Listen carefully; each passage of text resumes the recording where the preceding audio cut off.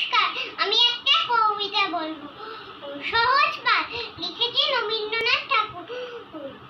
আমাদের ছোট নদী, আমাদের ছোট নদী চলে বাঁকে বাঁকে, বৈশাখ মাসে